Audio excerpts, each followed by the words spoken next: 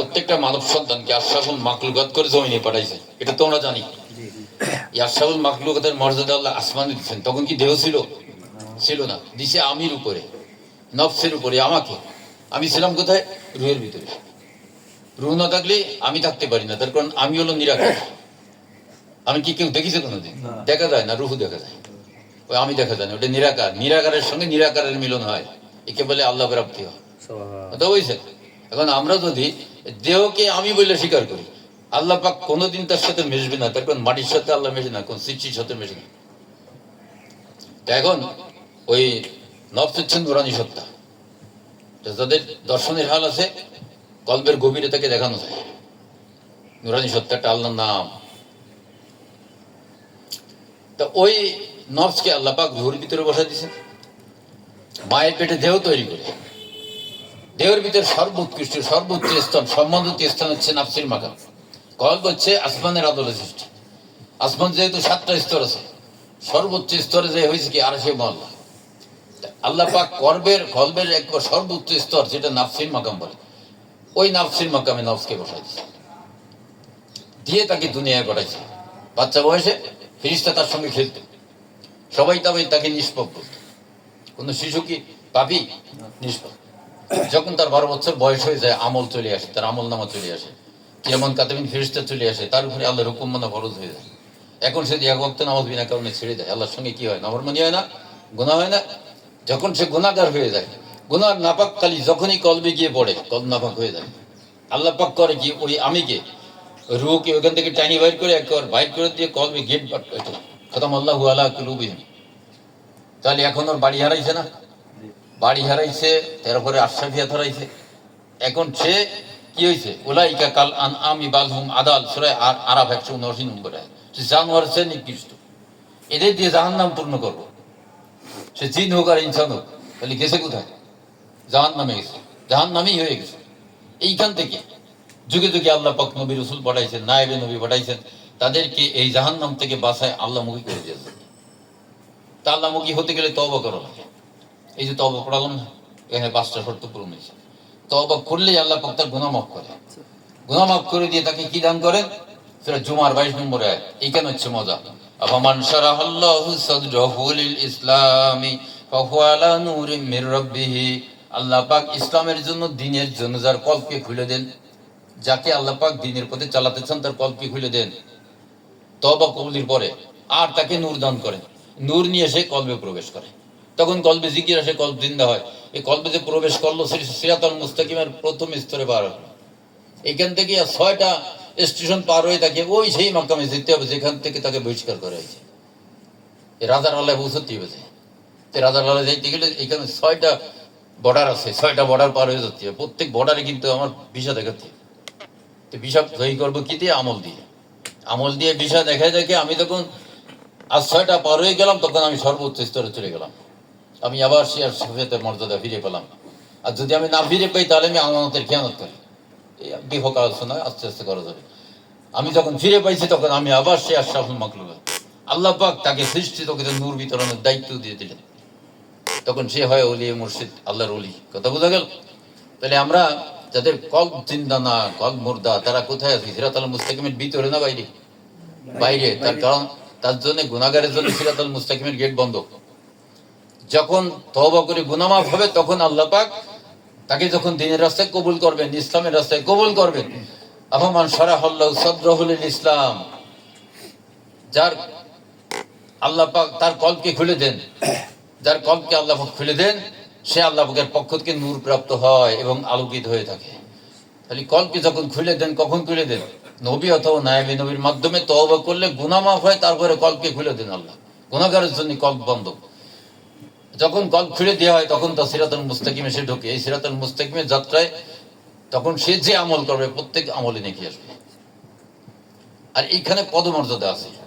প্রথমে 1 হরফে 10 নেকি, তারপরে 1 হরফে 500 নেকি, তারপরে 1 হরফে 25,000 নেকি, তারপরে 1 হরফে 50,000 নেকি, তারপরে 1 হরফে 1 লাখ নেকি, তারপরে ভান্ডার ছেড়ে দেয় কত লাগে নেই। তখন আর নেকি সীমাবদ্ধতা থাকে না। আল্লাহর প্রতিনিধি যখন সে হয়ে যায়, ভান্ডার ছেড়ে দিয়ে তার কাছে, সে তখন বন্টন করে। হুজুর, আমার কলবে ভালো জিকির হচ্ছে না। জিকির হয় কিসে? ওই নূরে, ওই ফয়েজে, ওই নেকির নূরে। ওই নূর মুর্শিদ কি করে, ওইখান থেকে টেনে এনে এখানে লাগাই দেয়। আসমান থেকে আসতে থাকে আর ওর ভিতরে ঢুকতে থাকে। তখন তার ভিতরে কি হয়, নূর যখন বেড়ে যায় তখন জিকিরের স্পন্দন বাড়ে। পাওয়ার পেয়ে গেলি, যদি গাড়িতে তেল থাকে দৌড়ে বলো, তেল না থাকলে কি হয়, মাঝে মাঝে ঘোট মারে, আবার দৌড়ে একটু ঘোট মারে, এরকম করে না। ভোল্টেজ যদি কম থাকে ফ্যান একটু ঘুরতেছে, আবার থম করে বন্ধ হয়ে আসবে, আবার করবে, এই যে ভোল্টেজ মাই খায়। তা এরকম হয়ে যাবে। যদি চার্জ ঠিক মতো থাকে ভালোই দৌড়বে। এইভাবে আমাকে, এই রাস্তা যেহেতু আমাদের অচেনা, আল্লাহ পাক এই জন্য পরামর্শ দিচ্ছেন, ইয়া আইয়ুহাল্লাযীনা আমানুত্তাকুল্লাহ আবতাগু ইলাইহিল ওয়াসিলা ওয়াজাহিদু ফি সাবিলিহি লাআল্লাকুম তুফলিহুন। হে মুমিনেরা, আল্লাহকে ভয় করো, আর তুমি যে রাস্তা চিনো না, সিরাতাল মুস্তাকিম যদি চলতে চাও, তোমার একজন সহযোগী নাও, এই রাস্তার, এই পথের একজন কি বলে সঙ্গী নাও। তুমি সঙ্গী করবে কাকে? সাদেকিনকে, যিনি এই রাস্তায় চলে পাশ করেছেন, সফলতা লাভ করেছেন, এমন একজন লোককে তুমি সঙ্গী হিসাবে বেছে নাও। উনি যেভাবে আমল দেয়, যেভাবে সাজেশন দেয়, সেভাবে তুমি আমল করো, তুমিও সফলতা লাভ করতে পারবা, তুমিও সেই জায়গায় বুঝতে পারবা। আল্লাহ পাক সহজ করে দিলেন না? কি করতে হবে? তাই তওবা করতে হবে নবী অথবা নায়েবে নবীর কাছে। যেখানে গিয়ে তওবা করলে আমার কল জিন্দা হয়, ওইটাই পারফেক্ট দরবার। কল জিন্দা হয়ে গেলে লাইন পেয়ে গেলাম। এখন আল্লাহ আমাকে বান্দা হিসেবে কবুল করে নিয়েছেন, নবী উম্মত হিসেবে কবুল করে নিয়েছেন, আর সে আজমের উম্মতে মোহাম্মদীর দপ্তরে আমার নাম উঠে গেছে। নাম উঠলে তো জিকির আসে, নাম না উঠলে জিকির আসে না। যেমন রেশন কার্ড যার আছে তার সেই তো রেশন পাই, তাই না? আমি কি রেশন কার্ড ছাড়া যাই দাঁড়াই খাইনি, রেশন দেবে? দেবে না। এইরকম ওই সার্টিফিকেট আগে জোগাড় করতে হবে, আসমানি সার্টিফিকেট। এই নূর, এই নূর থাকলে তার কাছে নেকি আসবে।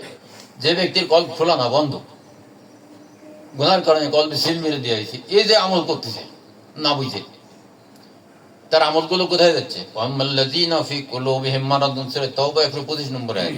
ফাযাদাতুহুম রিজসান ইলা রিজসিহিম ওয়া মাতু ওয়া হুম কাফিরুন। ওই ব্যক্তি যত নেক আমল করবে সব গুনাহে পরিণত হবে, মৃত্যু হবে কাফির অবস্থায়। তাহলে কত বড় মারাত্মক কথা! এই কাফির অবস্থায় মরলে সে যাবে কই? জাহান্নামে যাবে না? তাহলে এখন জাহান্নাম থেকে আল্লাহর রাসূল বা নায়েবে রাসূল আমাদেরকে ফিরে এনে আল্লাহর দিকে করে দিয়েছেন। আমি ছিল, আমার কলবে ছিল গুনার পাহাড়, গুনার পাহাড়কে সরাই দিয়ে রসুল অথবা নায়েবে রসুল আমাদেরকে পবিত্র করে দিয়েছেন, আল্লাহমুখী করে দিয়েছেন। এত বড় উপকার যে নবী করলেন, কোরআনের ভাষায় আল্লাহ বলতেছেন,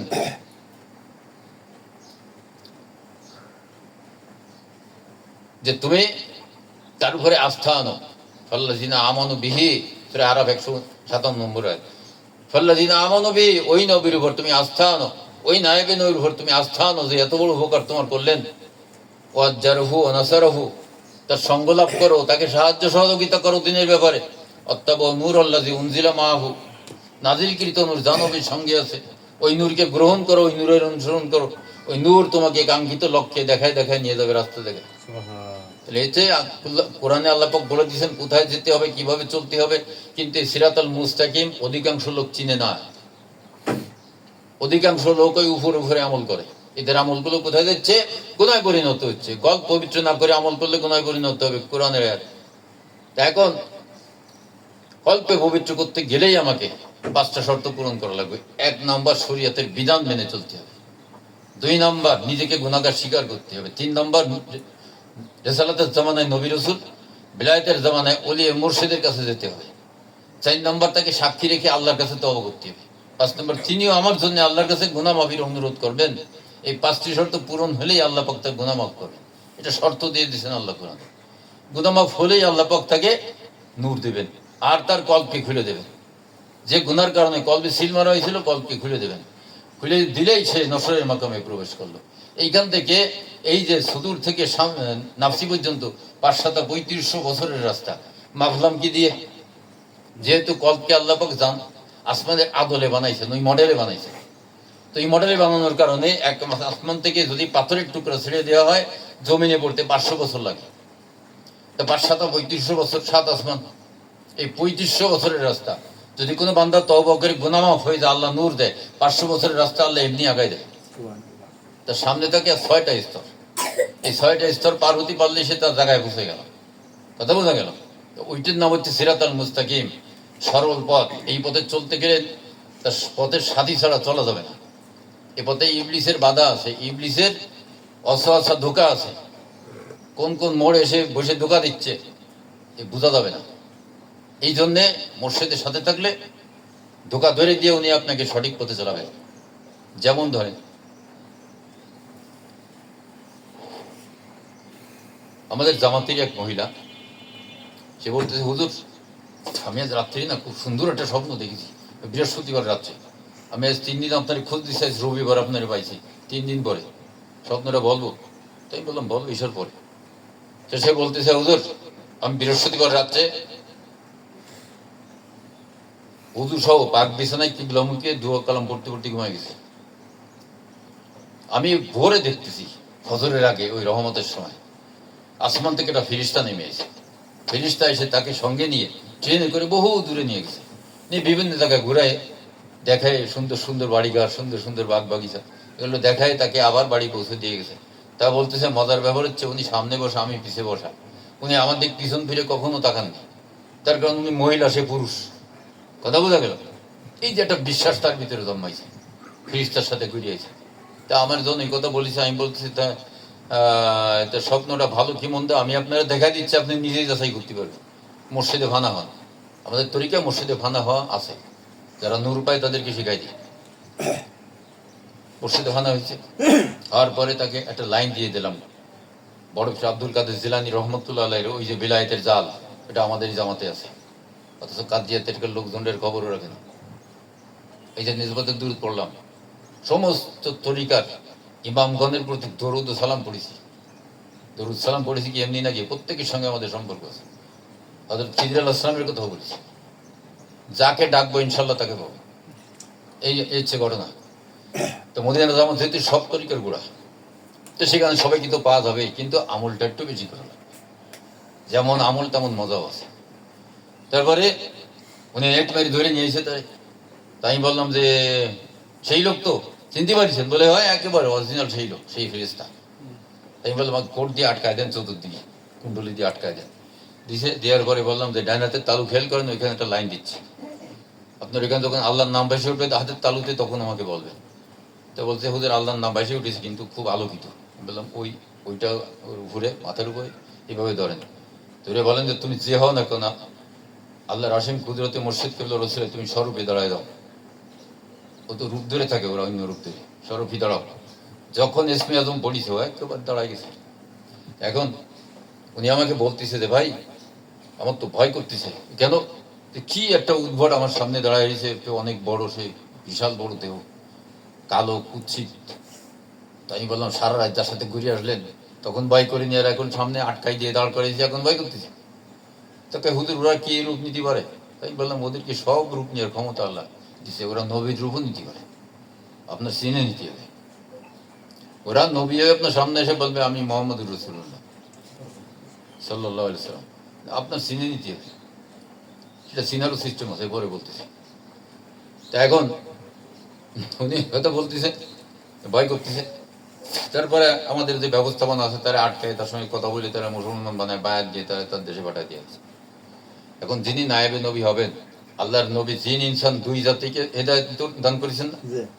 এই কোরআন শরীফ দুই জাতির কিতাব না?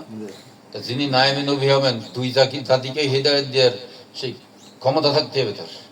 তা নাহলে নায়েবে নবী হলো কি করে? অর্ধেক নায়েবে নবী হলো, আর অর্ধেক পুরো নায়েবে নবী হতে হবে। তার কাছে এইসব কুদরত আসবে, বড় বিশ্বাসও সাহায্য করবেন, আজমের হুজুরও সাহায্য করবেন, যাকে ডাকা যাবে। এই খাজায় খান জাহান হুজুর, ওনার তো বিরক্ত করে খাই আমরা, যখন জিন ধরা পড়ে তো ওদের তো অনেক বেয়াদ। তা হুজুরে ডাকলে ওনার সঙ্গে থাকলে সুবিধা হয়, ফাইজলামি করতে পারে। যেটা ফাইজলামি করে নিয়ে দিঘির মধ্যে সুবাই, সাইরাত্ম বাইন্দে ফেলায় দেওয়ার মধ্যে, সাত ফেল সুবাই থুয়ে দেয় দিঘির মধ্যে, শাস্তি। তা এরকম পানিশমেন্ট আছে বাড়তে নিয়ে জগতে। তা এই গেল একটা কাহিনী। উনি কিন্তু কি দিয়েছে? ফিরিস্তা দেখিয়েছে, তাই না? সে তো বুঝতে পারেনি, সে তো মনে করছে আমার জান্নাত ঘুরে নিয়েছে, কত সুন্দর জিনিস। আর একজন এইরকম 2 মাসে মাহফিলে আসে না, যোগাযোগও করে না, মানে সে সব পেয়ে গেছে, এরকম একটা অবস্থা।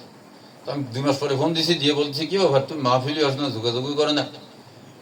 তারপরে যে আমি তো সবসময় মসজিদ পাই, থানাফি সাহেবকে গেছে, সবসময় মসজিদ পাই। আমি কিরকম পাও? তাহলে আমি যখন মোরাকাবায় বসি একটা বিল্ডিং দেখতে পাই নতুন, ওই রুমের ভিতরে মসজিদ থাকে, আমি সেখানে গিয়ে দেখা করি। তাই আমি মনে মনে বলতেছি সিস্টেম তো এরকম না, ওরে তো ভূগোল দিছে। তাই আমি বললাম যে ঠিক আছে, তা তুমি সেই মসজিদের কাছে যাও। গেছে,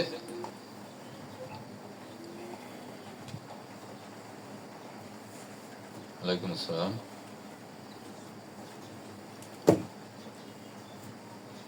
মোর্শেদে ফানা হয়েছে, সেই মোর্শেদের কাছে গেছে, যার পরে আমি বললাম আমি যেভাবে মোর্শেদ আনা শিখাইছি সেরকম আনো।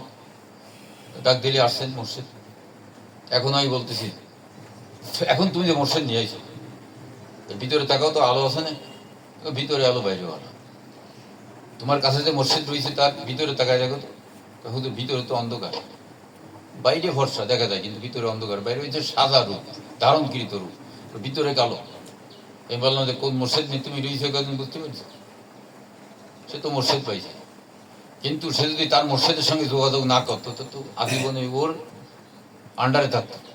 ও করত কি, আজ একটা দোয়া শিখিয়ে দিত যে আব্দুর রহিম এই রাস্তায় যাবে, যে রাস্তায় যায় তার মাথায় ফু দিয়ে দিবি, মাথা ব্যথা সেরে যাবে। ও করেছে কি, ওরা এই দোয়া শিখিয়ে দিয়ে আব্দুর রহিমের মাথার ভিতরে ঢুকিয়ে ও সিরা কামড়া ধরে নিয়ে বসে হয়েছে, মাথায় ঝালা উঠেছে। যাচ্ছে ওষুধ খাতে, ওষুধ কিনতে যাচ্ছে, ভাই কোথায় যাও? মাথায় জ্বালা এসে প্রচন্ড, ওষুধ আনতে যাচ্ছে। এদিকে আসেন, এদিকে আসেন। ও ফু দিছে, মাথা জ্বালা সেরে গেছে, বুজুর্গ হয়ে গেছে না। এরপরে আর একদিন এরকম আর একটা শিখাবে, আর একদিন আর একটা শিখাবে, এইভাবে তারে ওই লাইনে নিয়ে যাবে। নিয়ে যাতে যাতে শেষকালে দেখা যাবে কি একজনের গরুর অসুখ হয়েছে, ওনার দ্বারা আইছে, তা বলছে যে ঠিক আছে তুমি এক কাজ করো, এক পোয়া দুধ আর দুটো কলা ওই গাছের গোড়া দিয়ে আসো, তোমার গরুর রোগ সেরে যাবে। সে আইসে, রোগ সেরে গেছে। কারণ সে মানুষকে বলে যদি কারোর গরুর এরকম অসুখ আছে। এরপরে দেখা যাচ্ছে যে ওর ছেলে অসুস্থ হয়ে গেছে। ছেলে অসুস্থ হয়ে গেছে, এখন কি করবে? ডাক্তার দেখছে, কাজ হয় না। এখন সে কি করলো, বললে তুই আমার এই চেহারায় মাটি দিয়ে একটা মূর্তি বানাবি, মানে তোর ঘরের কোনে রাখবি, চাদর দিয়ে ডেকে রাখবি। ওরে উঠে সময়ের মতো ওর পায়ের ধারে এই কটা ফুল ফেলাবে, একটু পানি ছিটিয়ে দিবারে, এই কথাগুলো বলবি। যদি বলিস তোর ছেলে ভালো হয়ে যাবে। তা বলি ছেলে ভালো হয়ে গেছে। এখন যাদের এরকম অসুস্থতা আসছে তাদেরকেও শিখাই দিচ্ছে, তাহলে এইভাবে সেরকিয়াতে ঢুকছে না? এইভাবে নিয়ে যেত তারা বহুদূর, এমন জায়গায় পৌঁছে যেত ফিরে আসা কষ্ট। মুর্শিদ না থাকলে কখনোই এই রাস্তায় চলে কিন্তু রেহাই পাওয়া যাবে না, ধরা খেয়ে যাচ্ছে।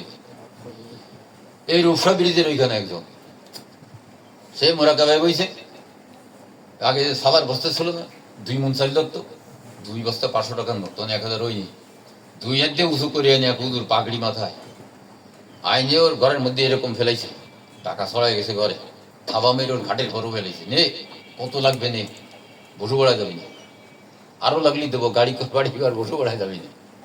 কি বললাম, ঘুম আসছে জানে, বসু বেড়ায় যাবি না। কি ব্যাপার, ভালোই তো হয়, গাড়ি বাড়ি করতে পারে তো আরামে থাকা যাবে। কিন্তু ও তো ইংলিশ, ও তো নজরবন্দি জানে। সকালে দিয়ে সব কাগজ হয়ে গেছে, তখন কি হবে? ইমানও গেল, আমলও গেল। আমারও দরকার নেই, তোমার টাকা তুমি নিয়ে যাও, আমার টাকার দরকার নেই। আমার যদি তকদির থাকে আল্লাহ দেবে, তুমি তোমার টাকা নিয়ে যাও। রাগ হয়ে গেছে, সব রয়ে গেছে, বস্তা বইরে নিয়ে চলে গেছে। কেন পশু পড়ায় না আসার জন্য 2 বস্তা টাকা ঘুষ দিতে হবে কেন? কি আছে পশু পড়ায়? কথা বোঝেন? এখানে না ঢুকলে বোঝা যাবে না, ঢুকতে হবে, সময় দিতে হবে, তাহলে বোঝা যাবে যে 2 বস্তা 500 টাকার নোট বেশি না এই দরবারের নিয়ামত বেশি, এটা বোঝা যাবে। আখির দান আলহামদুলিল্লাহ রাব্বিল আলামিন। তাবারক এসে গেছে, এই জন্য একটু দেরি করলাম, দেরি করেছে তাবারক।